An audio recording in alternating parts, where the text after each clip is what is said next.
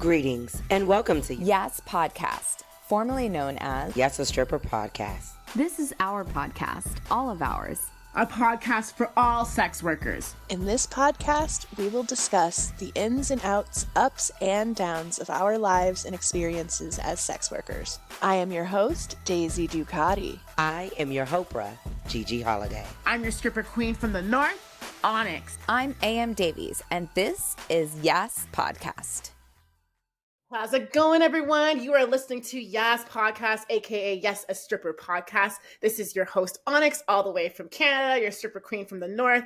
I will be your host today. Alongside, we have A.M. Davies, our producer. Say hello, Miss A.M. What's up? What's up? I'm ready to produce. Yes, I love it.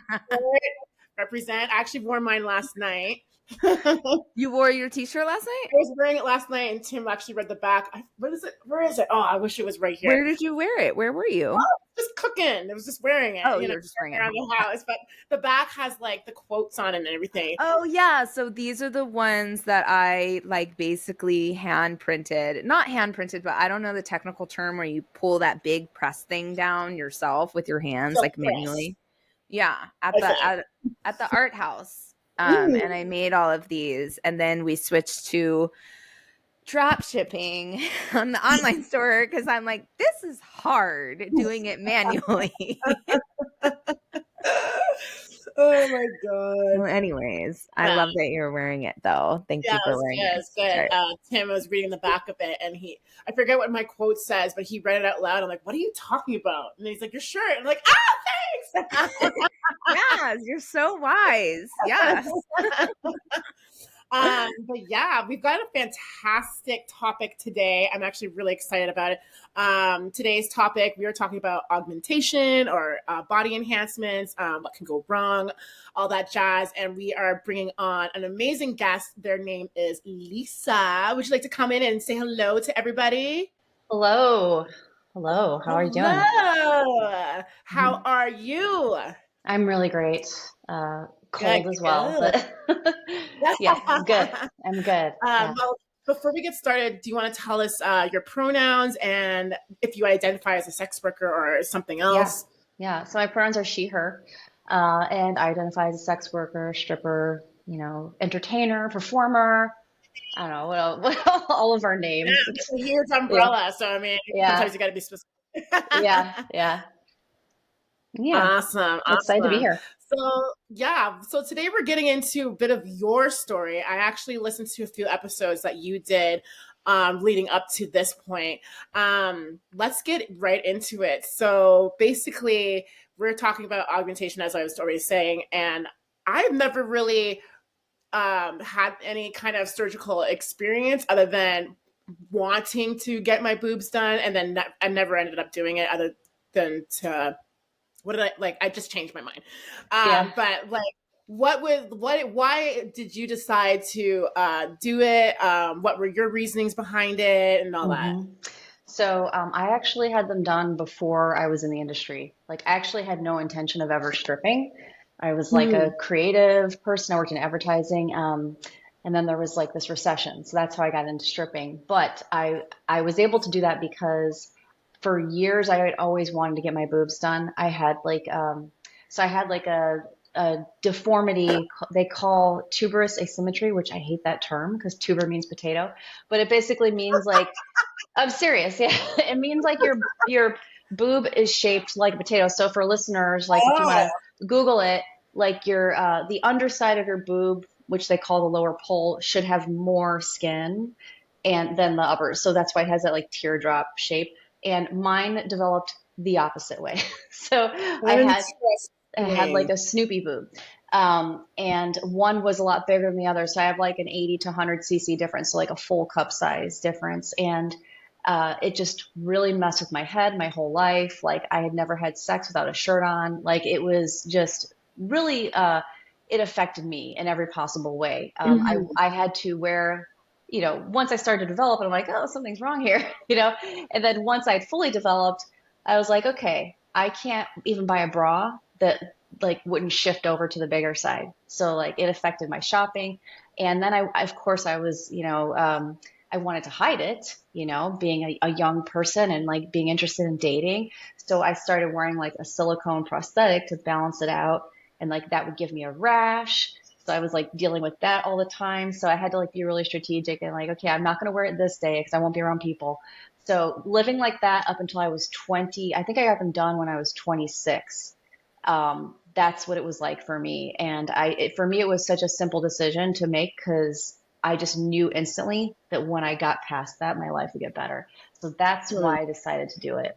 Yeah. Okay. Okay. And Yeah. then, so then the recession happened, and then you got into the Yes. stitching side. Uh-huh. Mhm. And So that how was, did it, yeah. what was how was your first time actually as a rookie, right? Coming Dancing, into yeah. So I was very stupid. I had this like I got the job I was supposed to get out of college, and turns out it paid like shit, and I hated my boss. So I was like, I'm gonna quit this job. My friends are traveling places. I'm like, I'm gonna travel. I didn't understand that I was poor and that was a bad idea.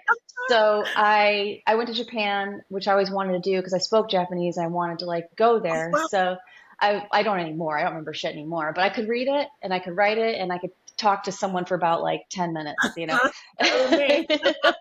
And I wanted to go, but of course, when I came back to the States, there was no jobs. And I had all this debt because I had to put my travel on a credit card because I was an idiot. So, Mhm. me and one of my friends, like from my hometown, we're both depressed, and he's like, "Let's just go get a beer at the titty bar." And I'm like, "Okay." So we're sitting there. Here I am with like my new tits that I'm not even aware that I have yet, because mentally I'm still seeing myself the way I'd always seen myself. I just have these Mhm. boobs. And this stripper comes up to me, and I'll never forget her. She was wearing like a black negligee because it was like the early or mid 2000s, like it was like 2009. And she's wearing this black negligee, and she gives me this postcard, and it says Rack of the Month Club contest, $1,000 cash prize. And she's like, "You should do this. You'd win." I'm like, "Oh, whatever." And I just like grabbed it and stuck it in my pocket, and then we leave there. And then, of course, I still can't find a job in advertising, and I'm destitute. And I'm like, I think I need to go do this thing because I need some money. I'm going to message all my friends from the city to come and cheer for me. And they did, and I won. And it was like the hardest night of my life because they're like, "Oh, it'll be like an hour." But they kept putting us up there on stage. And I had never touched a pole in my life. I remember touching the pole, and I was like, "Oh, this feels right."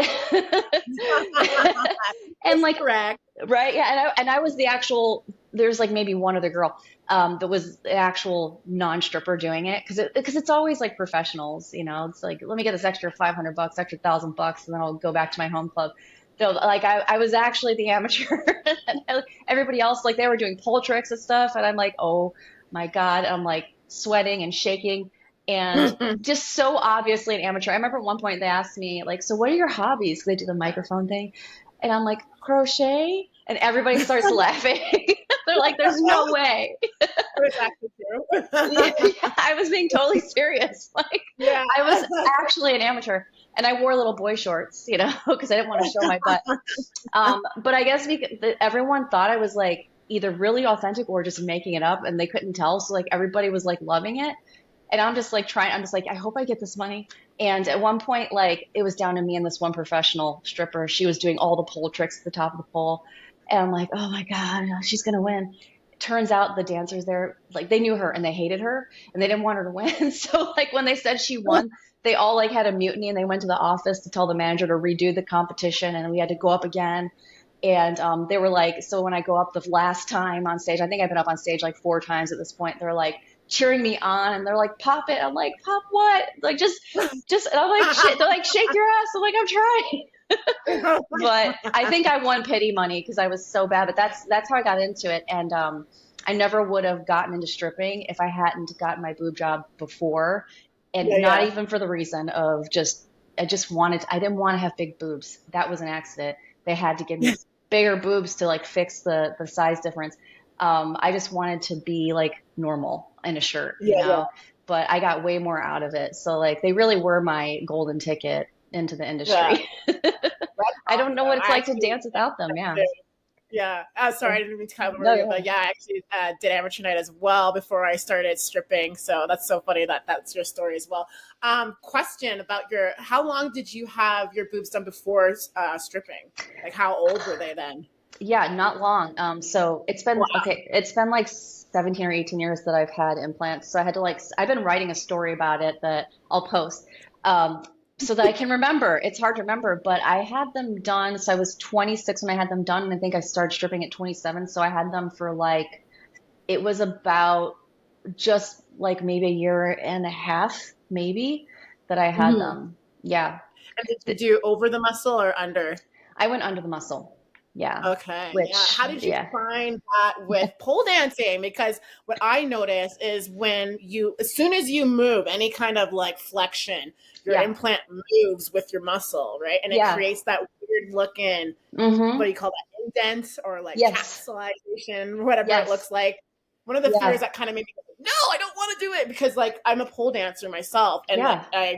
but then I was giving myself options. Well, maybe I'll just leave my bra on until like playtime where I don't do anything. Right? I'm just like, okay, no culture. Which is so let's just doables. And then I was like, okay, well maybe I will get my tits done because there's options. But yeah, Yeah. how did you? Yeah. So you're asking all the right questions because that's called animation deformity. So when you flex, your muscle basically is squeezing around that implant as it Yeah. should because you need tension, right, in your muscles, and Right. it causes the implant, like you said, to kind of shift or move, or you could just tell that something is going. Yeah. So that was not explained to me. That was not explained to me back 18 years ago when I had them done the first time that was going to happen. But also at the time I was a different person. Like I had never worked out a day in my life. Like I was working up in an office somewhere. So I didn't think to ask those questions. But if I was Mhm. thinking like you do, or someone who's already working in a club and knowing how much we use our bodies, I would have thought to ask something like that. So, Yeah.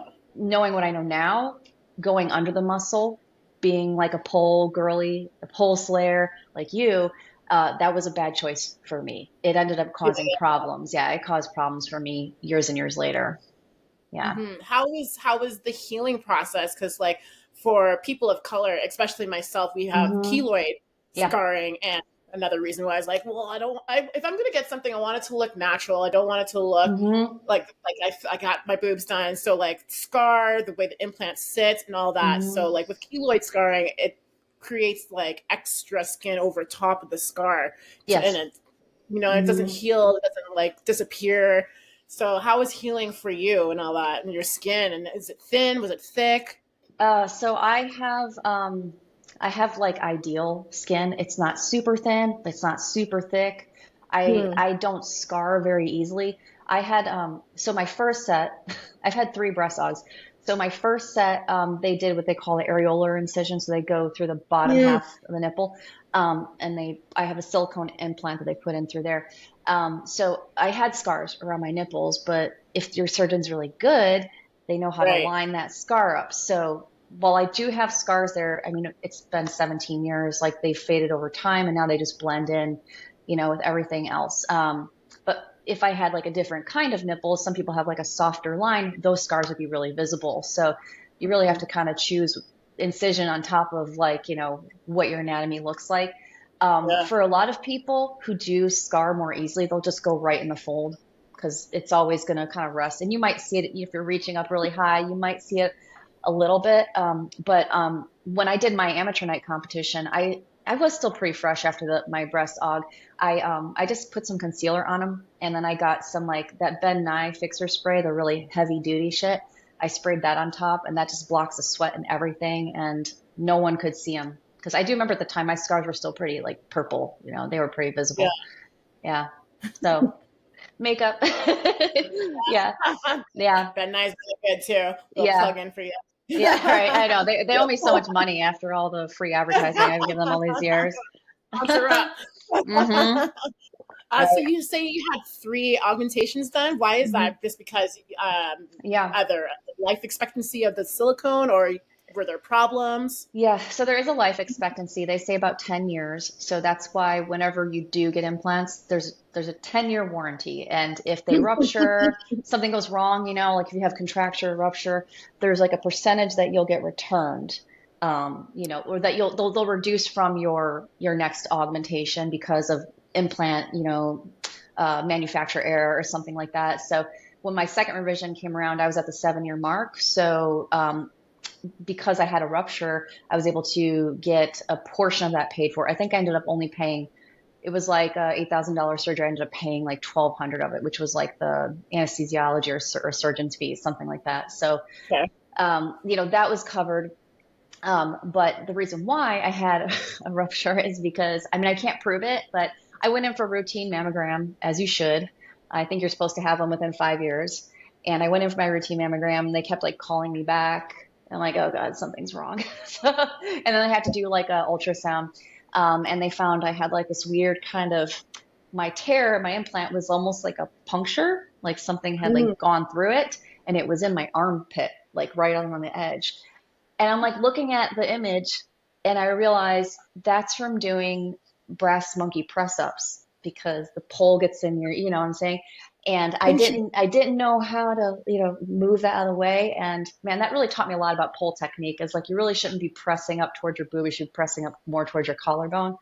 And I'm pretty sure that's how it ruptured. So, but luckily, I, luckily I had that. But like it's pole moves, I swear. Yeah. And this is the thing, like a lot of surgeons, like they don't understand when you say, oh, I do pole dance and I work out. They're like, well, you're getting your implants under your muscle. Well, just don't do chest exercises. A lot of them will say, well, just don't do your chest exercises. And I'm like, I can't not do my chest exercises when I'm doing pole. Like I don't get to select what muscles I'm using because the way they think about exercise, because they're medical professionals, not health professionals, is a difference. Yeah, I was gonna say, exercises help keep them perky. Yeah. They don't understand. They don't understand that, when it comes to your whole body fitness, you get to a point where you can't just select what not to use. But these are people that have only ever like sat behind a book their whole lives. Like, it's rare to meet like a surgeon that understands, that's like done CrossFit or something and like gets it. So right. Yeah. Yeah. Yes, but no. Yeah. Oh my goodness. Yeah. What kind of fluid were your implants? So I had like viscosity, you mean? Like the silicone? Was it saline So the second set, they've all been silicone. I did consider with the second set going to saline, but here's the reason why I didn't. Because I was already stripping and I had already had a rupture and I knew how much time I'd be out of work if, I had to have another surgery again. And, when you have a saline rupture, it will deflate immediately. Like within like a couple days, you'll have like one boob and then no boob, So I thought, okay, I can't like suddenly be like, oh shit, I'm out of work. At the time I wasn't smart about my finances. I didn't understand what like having an emergency fund was. So if you're going to get your boobs done, make sure you have an emergency fund, especially if you get saline implants, because one day you have a boob and if it ruptures, the next day you don't have a boob. And it's going to be really hard to strip. Not saying you can't do it, but yeah, right. Just only take your top off on one side. One side, exactly. Yeah. Or it's like, I have variation. You like small tits, you like big ones? Like, yeah. So that was why I went with silicone again, because I was aware that I probably wouldn't be able to navigate if I had a rupture all of a sudden, having to get that taken care of. So I stuck with that. Yeah. That's awesome. Yeah. So you were saying, so we had your first implant had to be removed because of the brass monkey, and then you had another removal. What was that about? So that was just recently. So my second set I had for 10 years and 3 months, which means that the warranty expired right before they ruptured. They ruptured. Yeah. So I got no money back from the implant company. But that happened in June. So that was just, last year. And I had noticed my left boob was starting to like get like an indent, and it was almost like my real boob was resting on top of the implant. Like they call that a double bubble, which is really common with people that get submuscular implants over time. Sometimes the implant will start to, what they call like bottom out. It'll drop down below like where the muscle is, and you get this kind of crease and bubble in it. But mine was kind of happening in a way where my natural breast tissue was just kind of resting on top, and then there was this big crease where the muscle was squeezing the implant, and it started to bother me. And at this point, I didn't know if it was a rupture, but like customers had commented on it. I'm like, okay, this is something's wrong. But I hadn't had it looked at because I didn't want to deal with it. And one night I was at work and I was like finishing up the last like couple seconds of a lap dance with the customer, and he reached up and he grabbed my left boob really hard. Yeah.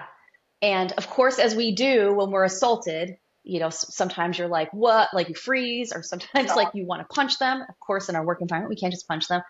Knowing what I know now, I should have gone to management and said, this guy just assaulted me. I need his name and number because, yeah. So I don't know if it was ruptured before that. Like I was saying, like I did notice like I was having an issue there. But whatever he did definitely made it worse, because the next day when I was getting ready for work, I have my little robe on, take my robe off, and I look at my left boob and it's like swollen, and there's like this red ring around where the implant would be. And I looked at Google, I'm like immediately Googling, I'm like, what the hell is this? I call my husband, I'm like, I need to come home. Something is wrong. Like something is wrong. And as soon as I do, I go home and I'm looking for like, try to get an appointment somewhere to get a mammogram and see what's going on. And that kind of started the process. But it takes a long time to get those appointments in America. You know, it took me several months to get through a diagnostic mammogram, ultrasound, and then MRI. And I was actually already going through, this is where I got lucky, air quotes, in a weird way, because 7 months prior to that, I was getting a mammogram, my annual, and they found like a couple like small calcifications, a cluster of them in my right boob. And they said, we need to check you for cancer. So like, as I'm going through this process with my right boob and I'm waiting, they do the diagnostic, and they say, come back in 6 months, we'll see if it's metastasized, and then we'll figure it out. So I'm waiting for that. And as that happens, this guy squeezes my boob at work, and then I'm like, something's wrong with my left boob.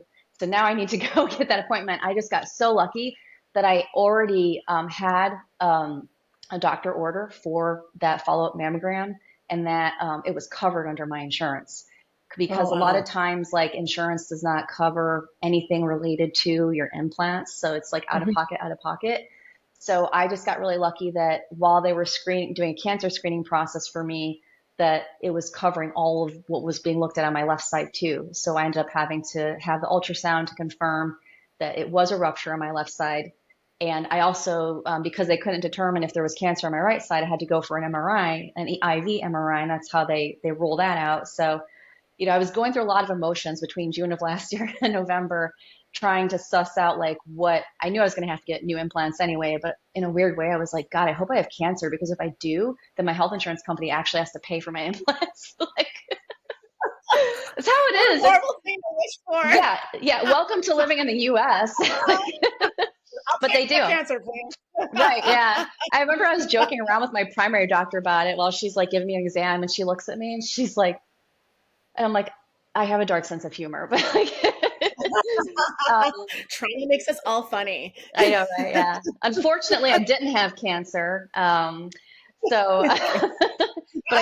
I did have to get my implants removed, because there was definitely, I had what they called like a focal bulge tear, which is like right behind the nipple. It almost looked as if someone squeezed my boob really hard. So, 5 consults later, I finally found my surgeon, and I took my time, because the first 2 times I did not take my time. I just went in there and booked with whoever, and that was my biggest mistake. Oh my goodness. Okay, well, before we get into your third talk, let's take a quick break, and we will be right back. Are you a sex worker looking for a new podcast to listen to? Stripped by Sia is your answer to learning about the lived experiences of those in the adult industry, with a mission to destigmatize, educate, and humanize sex workers. I am your host, Steph Sia, and you can listen to new episodes every single Sunday wherever you get your podcast. Catch you then. And we are back. We just finished talking about Lisa's second augmentation, where she got extremely lucky, but not lucky, that she was getting screening for cancer in her boobs and got everything covered on insurance. And fortunately, does not have cancer. So we are Yeah. happy with Yeah. that. Yeah. But Blessing. let's talk about third time's a charm. So you took your Mhm. time now. You found the right doctor to do the correct work and the correct job. What happened? Yeah. So my first time, I barely researched my doctor, and I went with like what we would call like a boutique private practice surgeon. I didn't ask the right questions. I didn't know what to do. And the second time, I was in such a time crunch because I knew I had a rupture and I had to get it taken care of, that I just went with like who my friend said I should go to, because she was like the physician's assistant at the hospital. And he was not a good doctor. He did some things to try to like cut some corners. Like he gave me a twilight anesthesia, which was not smart. I woke up, which people do. They would kind of talk sometimes, but like I was awake, feeling pain and talking, like Oh, totally conscious. So by the time I got to my third like rupture or my second rupture, third surgery, I knew I had a rupture and I knew I could have a little bit of time to get it fixed. Some people live with a rupture for like years. So, based on what they told me in the ultrasound, MRI, they're like, well, I mean, you could live with this, but you probably don't want to. I'm like, no. So they're like, you have some time. So I gave myself like 6 months to figure out who I wanted to have do it. Given what I was dealing with, because I kept having ruptures on my left side, I'm like, something is not right. Like something keeps happening on this side. I wanted to consider the possibility of going away from a submuscular implant to a subglandular implant. what's And that? so most people that have had their implants done will. It was usually like the prescribed procedure was under the muscle, because the theory is that under the muscle will keep them from sagging over time. It'll reduce what is called capsular contracture, which is where the scar tissue sometimes will like squeeze around the implant and like deform it. It's painful too. So it reduces the risk of that. So there was reasons behind it, except for people like us that are really active and we're on stage naked and you start seeing things like animation deformity or constantly having ruptures, submuscular placement could be not the best prescribed procedure. So I started wondering this and I started researching, and I'm like looking for articles. And of course, like they're always written by doctors that are not in America, talking about how, hey, we should probably reconsider this because it doesn't work for this population. And I started to see that I'm part of that type of population.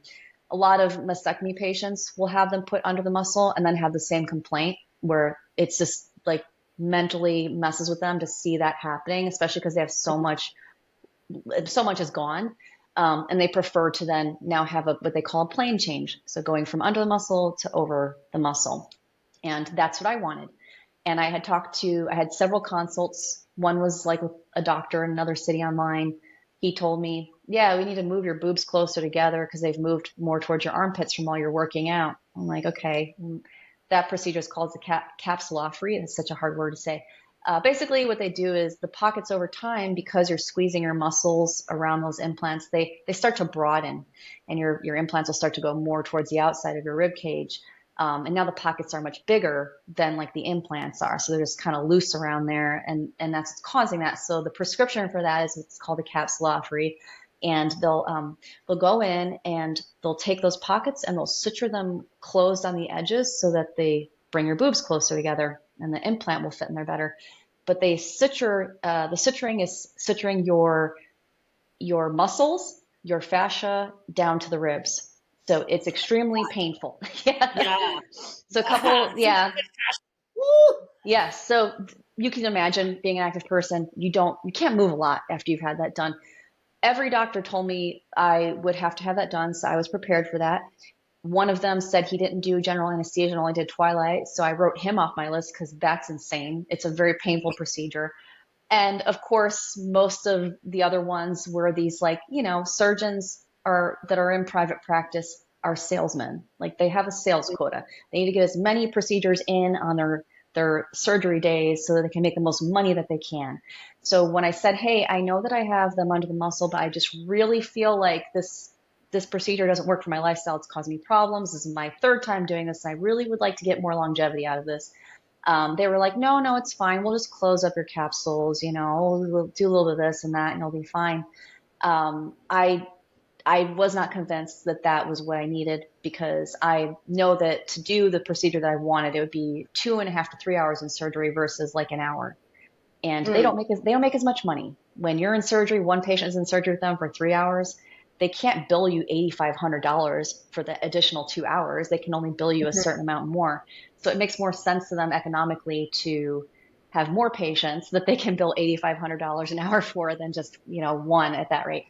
So Gotcha. I was aware I was being sold, and I wasn't going to take it. And that's why it took me as long as I did. But I ended up finding my surgeon, the only woman out of all of the surgeons I talked to. And as soon as I got in there, it was like the day after Trump got elected too. So they asked me, how are you doing? I'm like, well, I'm okay considering, what's happening in our country.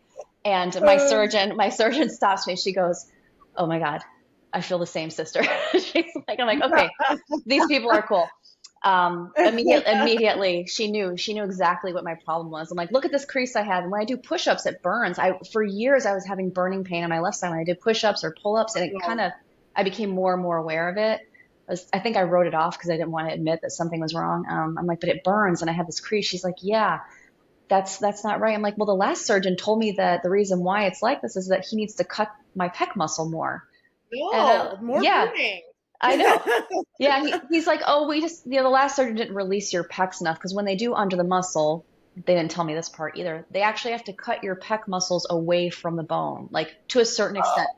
Yeah. So, and that never reattaches back. They're removing your muscle tissue away from your rib cage, and I didn't know that, and I'm not okay with that. So when he said that, I was like, hell no, you're not cutting anything else away from the bone. I want more muscle attached back to where it should be. This is bullshit. So when I told her like that, she was like, no, like we can just do a plane change for you. You won't have animation deformity anymore. I'll stitch your muscles back down to like where they should be. You should be able to like do push-ups and start working out again the way you want to. And like right then and there, I was like, this woman knows her shit. And she is not, she was not, the other surgeons I had always met with were they're private practice, like boutique surgeons, but she was affiliated with a hospital. So, with her experience, where she was working at, and having a lot of experience working with cancer patients who also have the plane change procedure done, I was like, I feel very safe and understood with this person. Yeah. And it cost me way more. It was a lot more money. Worth it. Yes. Yeah, don't let the price like scare you, because in some cases, like you're going to get what you pay for, unfortunately. Quality is important. Yeah. Mm-hmm. It really is. Yeah. Wow. It's so amazing to meet a female doctor that was all about taking care of your needs, especially probably putting herself in your shoes and understanding that instead of like a salesman perspective, as you were saying. Yes. You're like, oh, that touched me. I love that. Yeah. And it's kind of funny too, because the doctor that I met with just before her, when I was telling him, I get a burning pain. He's like, oh, we'll just cut the muscle more. And he's like, well, like my assistant who was in the room with us, I did hers, and hers are under the muscle and she doesn't have any issues and she works out. Yeah. Thanks. Yeah. And he's like, well, she works out. And I look at her and I go, please don't take this the wrong way. Like, I'm sure that you work out. And I pulled out my phone, I opened up my Instagram and say, do you see this? This is me on the pole doing this. I cannot isolate my workouts away from my pec muscles. And I'm like, I'm sure like whatever you're doing is fine, but I have more intention than to just do dumbbell exercises at the gym. So but when I started countering his argument, he's like, you're not going to get what you want out of this. It's really painful. It's going to cost you way more money and it's not going to be worth it. And I look at her, and after showing them the video, she's like looking at me, and I could see she's starting to get it. She's like, oh yeah. I'm like, you get it because you have tits. You get it because you have tits. I love that. That look back and forth. Yeah, reading each other's minds. I love that. Yes. So like anyone getting their boobs done, if there is not another woman in the room with you, like you should second guess whatever that doctor is saying, especially if it's doing the whiteboard thing where they're drawing boobs out on the whiteboard. Like I've seen that way many times. Like, wow. No. out my experience. So yeah, I've always been very muscular and itty bitty titty committee. Mm-hmm. And yeah, the thought of having boobs crossed my mind when I started stripping because, like, I mean, it was boob central. Plus, you would get a raise here in Alberta. You would get raises for having either good promo, good costumes, or getting your boobs done. We don't do that Wow. anymore. But Mm. people that did that were back like 20 years ago. We used to get that done. So anyway, so what happened was there was a couple girls, mean girls, that were making comments about my body figure. And it's so funny how I found that out is because our phones look the exact same way. So when a text message comes through, your phone lights up, right? I looked at it, assuming it was my phone. Someone's talking about me because my name's there. So let me read it. So I read it, and they're like basically saying, "Oh, how muscular I look, and she looks like a man," and da da da da. So I was like, "Oh, I should get my tits done because that really hurt my feelings." But at the same Mm. time, now I'm thinking about why I should be getting my boobs done. In any case, Yes. I definitely did the research. I definitely watched other performers with their boobs done, asked around, and then did the same thing Mm. where all the girls were going. They're like, oh, okay, we're going to this person in Vancouver, or we're going to Miami, or we're going to like Colombia. So one Yeah. of those three places, either super international, the US, or Vancouver. So I just went to Vancouver because that was easy. And I was supposed to see the actual lead surgeon. Apparently, he wasn't available. So when I got there for my consultation, there was a nurse that was there, and she's on like the computer trying to do out the diagram of what my boobs would look like, computer Yeah. image. And she's putting in all these calculations, and the one boob comes out, and she puts in the other calculations, and the other boob comes out, and it's capsized. And I'm like, What? and she's like, "Oh, it's not going to be like that when you." I'm wrong. Convince me, because right now you're not convincing me. That's She a couldn't get horrible it to sell. work. No, it was horrible. She couldn't get to work. She told me to come back and never came back. I was like, "No, I'm not getting my boobs done." That was the deciding factor. I couldn't figure out a computer. Why am I going to give you Yeah. my actual live being for you to play around with and fuck it up? Yeah.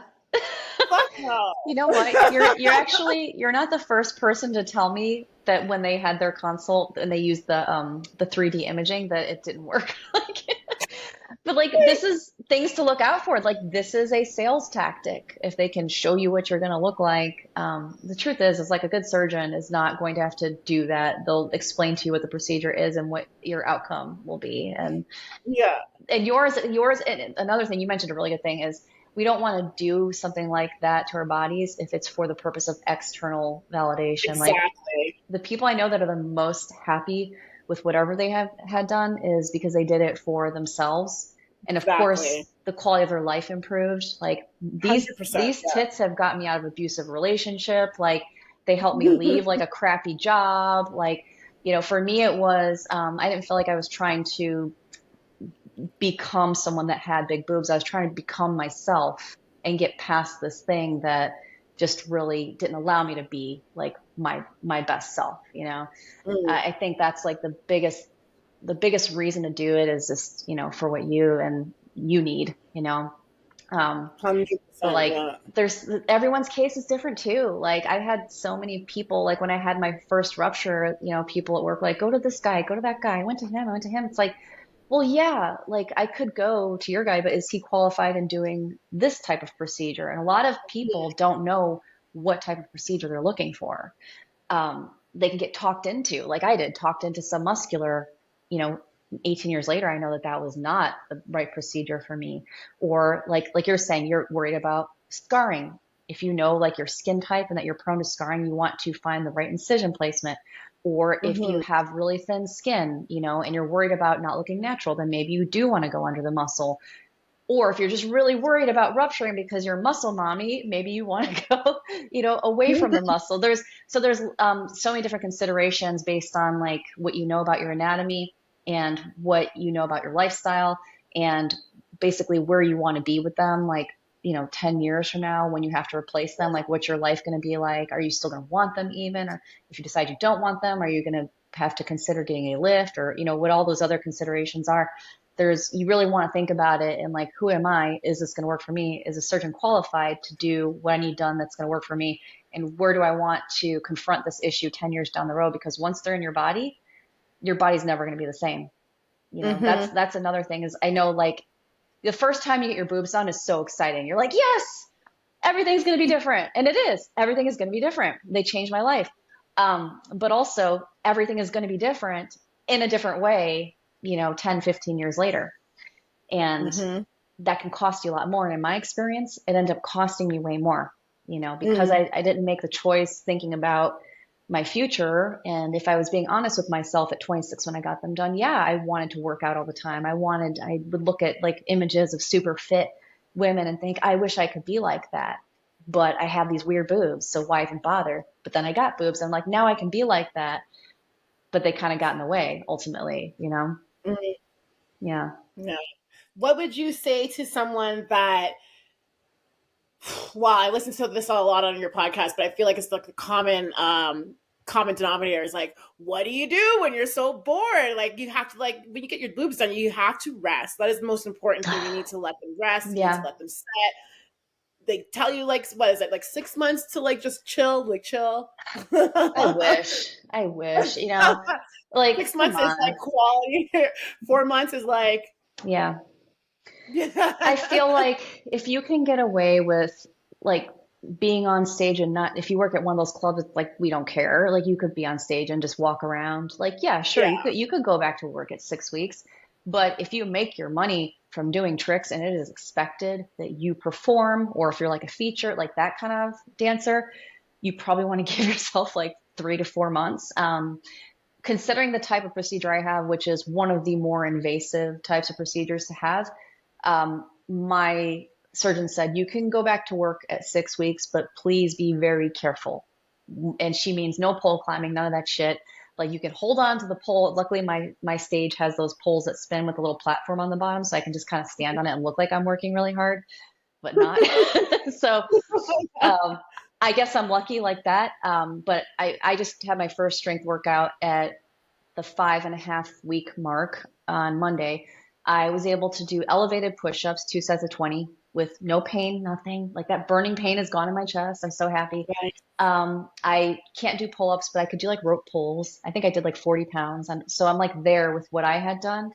But I can't do tricep extensions because that overhead external rotation, it's like Mm. right at my incisions. So what I'm feeling the most is pulling on the incisions because they had to sew all my muscle and fascia down. So all that is really connected at that point. And the nerve pain was incredibly painful because of all that. Like that was probably the worst part of it is the nerve pain was so bad. I also had a capsulectomy on my left side to clean out the rupture. So that's like, if you've ever like when you're a kid, you fall and you skin your knee really bad and you get like that road rash on it, and it's just like it's so raw and it's like on fire. It feels like that, like inside Mm. your chest. So that pain and the capsulotomy, like the stitching down on my muscles was probably the worst. And the last part of it to leave is like right at the incisions, like there's a little bit of that pull. So anything Yeah. overhead, I'm careful about, but I could work very lazily. But I probably won't be able to like really train pull to the capacity that I want to for like another like month, I'd say. So Yeah. it varies. Some people recover quickly. If you're young and you eat really well and you're hydrated, you take your vitamins, all that, like, yeah, you can recover pretty quickly, especially if you go over the muscle. It's a little bit less intense on the body. Under the muscle, they're cutting muscle tissue. So yeah, your recovery is going to be more significant. Mm. Yeah. That's awesome. Apologize if you hear my dog barking. He's getting a little happy. Yeah. Is there anything else you would like to say to our audience that we haven't covered in this discussion today? Really, really good discussion, by the way. Yeah.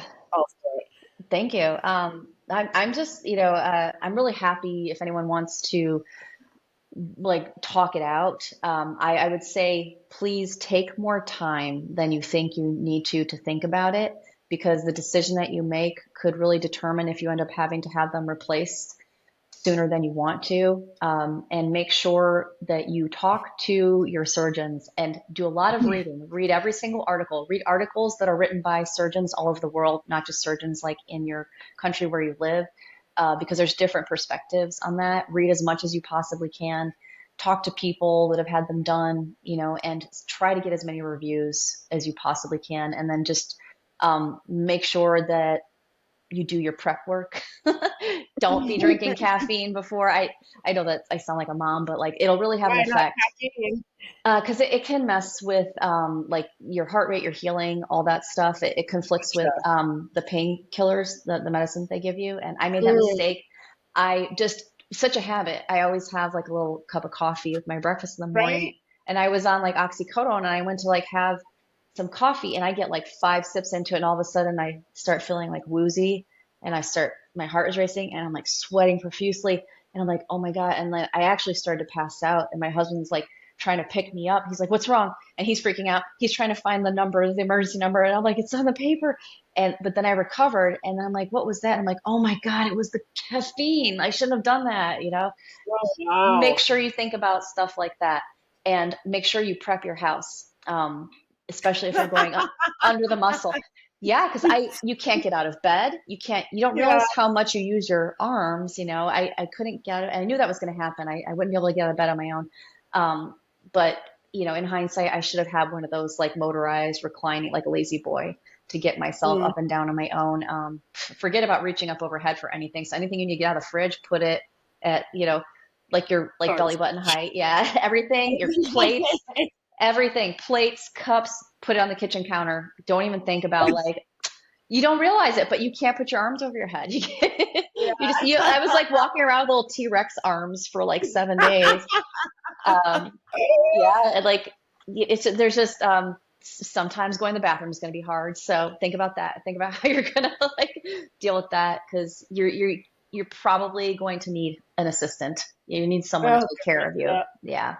Yeah, have someone at home with you at least for the first 4 or 5 days. So I would say research heavily, read as much as you can, get as many reviews as you can, talk to your surgeon, know about what your contraindications are, what you want to do in the future, if you need to take them out, and make sure that you prep heavily. Yes. And pick up your meds before you have your surgery. So you're not like, oh crap, it hurts really bad.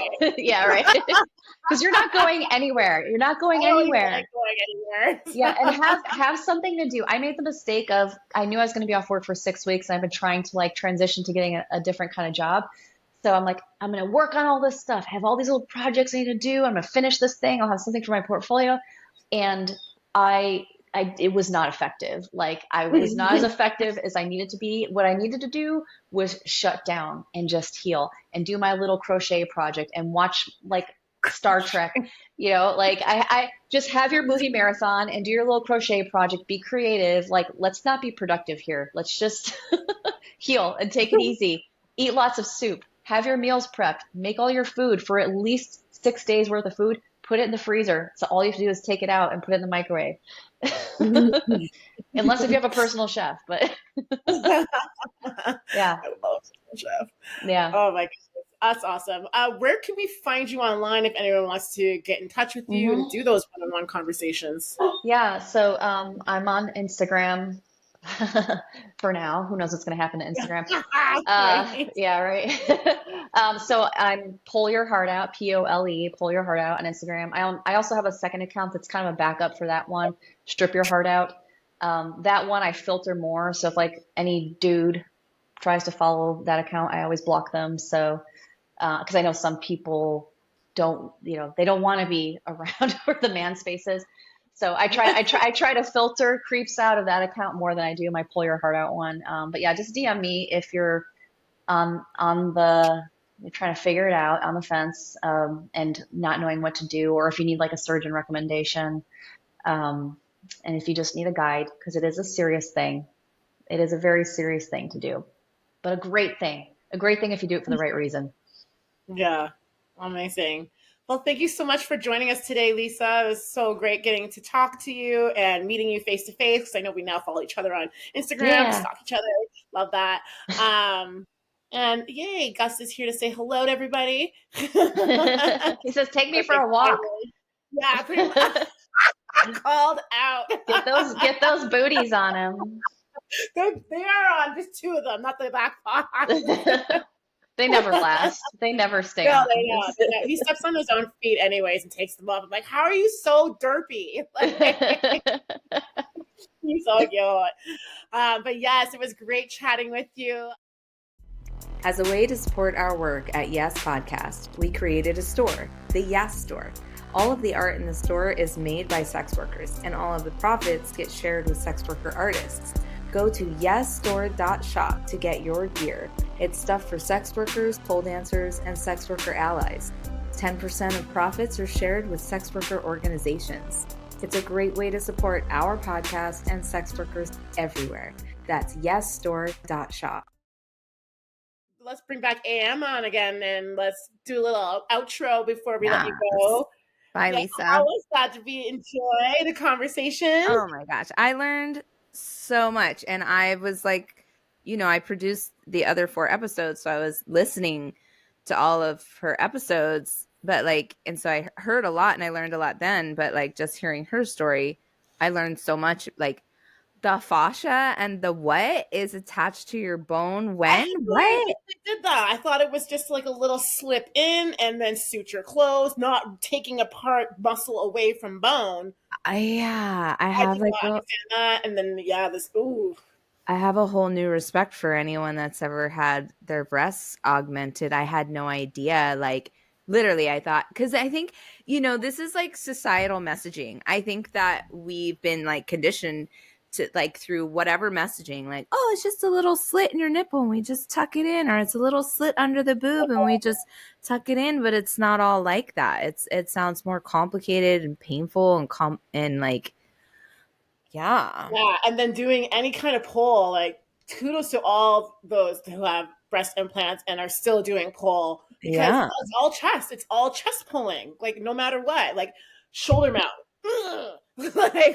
I know. Right? I mean, I did one shoulder mount yesterday and my whole upper back and neck is totally messed up and I can't imagine. And I mean, what if, I can't imagine. I just rip it even more. I can just see it just being torn so much more. I'm like, oops. 100%. I learned so much. Yeah. So I'm blown away and I can't wait for this to hit the airwaves. You're all listening to it right now. So count yourselves lucky. This was a great series. And honestly, Onyx, you killed it. You did such a good job asking all the right questions. Not that I'm surprised, but there was a part of me that's because you hadn't been there like I had for the recordings, I was like, how's this gonna go? But I mean, it was just perfect. You guys were really greatly matched and it was such a pleasure. There was time, sometimes you guys were talking, I was leaned in.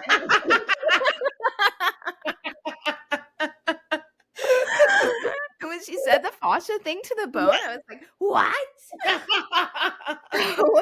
Yeah, I felt the pain around my ribs. So I was like, oh.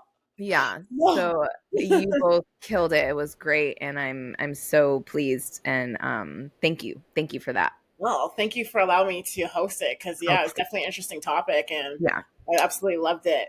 Good. I didn't get to say bye to Lisa. She cleared off on us. Oh, sorry. Yeah, that's the new format. New format. Thank you for joining us, but she's gone. But yeah. Yes. And just a quick reminder for that we have a store and the store helps support this podcast. Go to yasstore.shop. We're changing our URLs and our handles away from the word stripper, unfortunately, because society and bots on the internet hate that word. So it's yasstore.shop, yasstore.shop. Thank you. And it supports this podcast and sex workers and sex worker orgs. So shopping there is really, really good idea. It's a really good idea. Yeah. Mm-hmm. Yeah. All right then. Well, until next time, everybody. Toodles. Bye.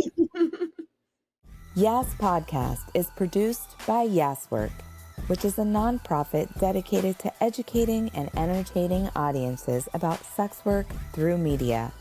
Learn more about how you can get involved in the podcast and our organization by visiting yaswork.org. That's YASWORK.org.